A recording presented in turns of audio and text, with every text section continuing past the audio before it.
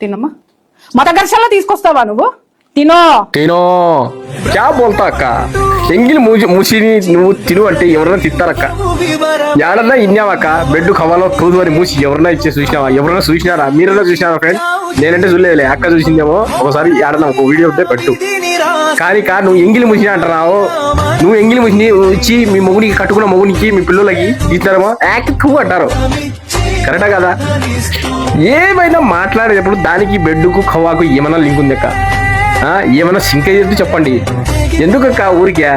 మనము భారతీయులమక్క, భారతీయులము. మన భారతదేశం మాతృభూమి, భారతీయులందరూ మన సోదరులు. అది గుర్తు పెట్టుకొని మాట్లాడక. ఎందుకక్క ఊరికి వయసు వచ్చి సరిపోయా?